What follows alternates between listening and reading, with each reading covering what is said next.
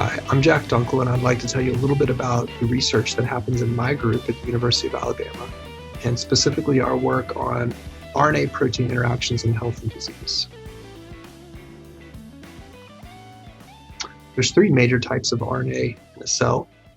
rRNA, or ribosomal RNA, serves as a component of the ribosome, which is the protein synthesis factory of the cell that translates mRNA, or messenger RNA, uses messenger RNA to direct the synthesis of proteins. And then lastly, tRNA, or transfer RNA, plays an important role in protein synthesis, also delivering amino acids or amino acyl groups, which are shown as the orange circle in my cartoon here, to the ribosome to be polymerized into a protein.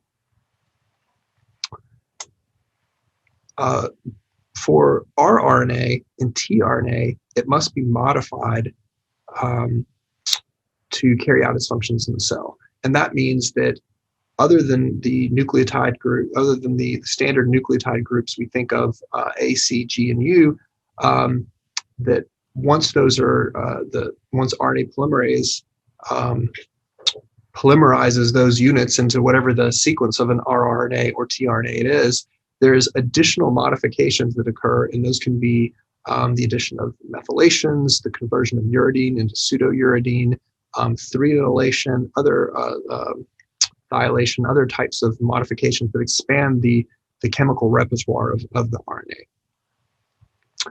In some cases, the conversion of RNA into this expanded chemical alphabet, the RNA modification process, can have really profoundly important phenotypes in cells. And one example of this is an antibiotic resistance.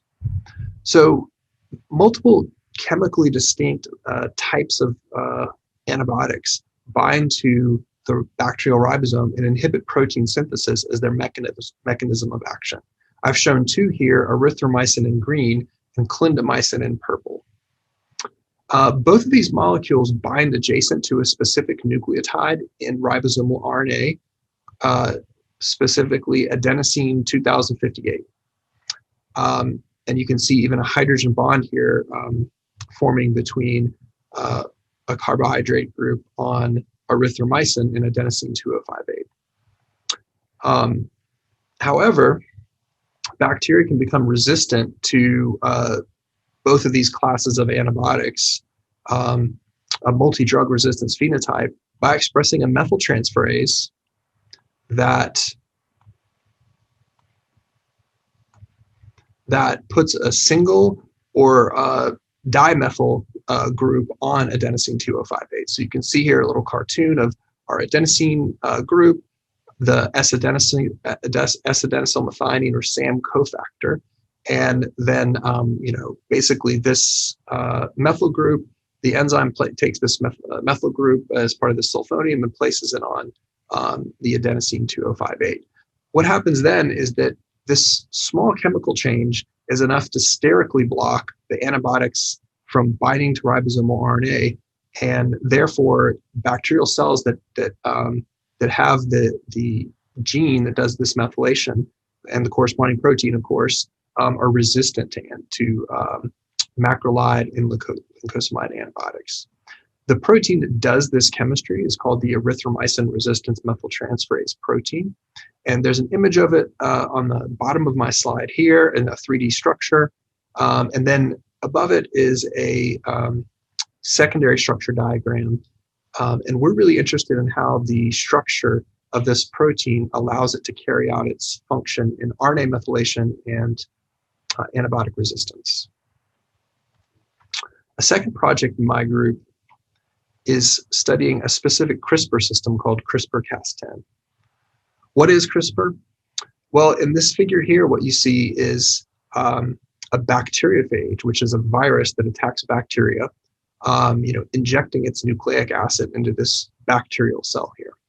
Typically, that's going to, for the majority of cells, that's going to kill the bacteria. However, a small amount of bacteria will sometimes be able to escape from this infection and survive it. And what they will do is they'll take a small snippet of nucleic acid from the bacteriophage, incorporate it into a specific location on their genome, the CRISPR region, and then they'll transcribe this, what's now called a spacer, this little snippet of viral nucleic acid sequence into a CRISPR RNA. The CRISPR RNA can then bind to a CRISPR-associated protein, and if this bacterial cell comes in contact with the virus again, it will now use the CRISPR RNA to recognize the virus by binding base pairing to a the complementary region of the gene, either at the DNA or RNA level in the bacteriophage, and then turning on a response that we call interference, which usually involves cutting up the virus's DNA or RNA. The specific CRISPR system that we're interested in is CRISPR-Cas10. And so in my cartoon here, what you see is a bacteriophage injecting its DNA into a bacterial cell. RNA polymerase will transcribe that DNA into the viral mRNA. And then CRISPR-Cas10 will use its CRISPR RNA to detect that viral mRNA, bind to it, and then turn on its interference response.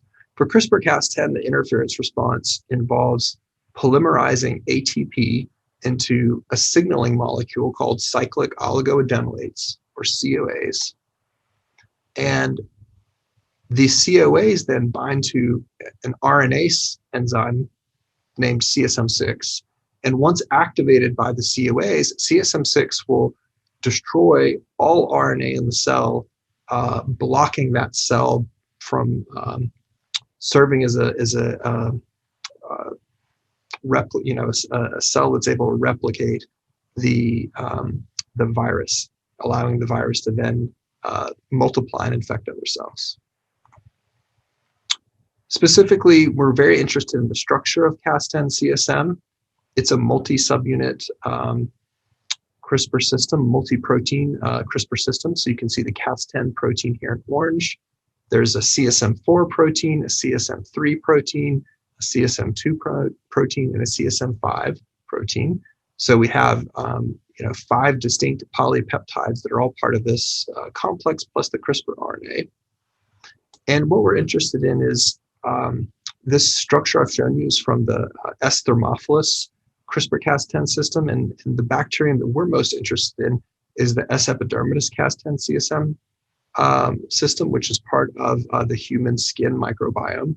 And we're interested in its structure. We're interested in how the CSM2 and CSM3 proteins facilitate target RNA, that's the bacteriophage RNA binding to Cas10 CSM. What structural changes are required to activate Cas10 cyclic oligoadenylate synthesis activity? And then lastly, we're interested in engineering Cas10 CSM for biotechnology applications.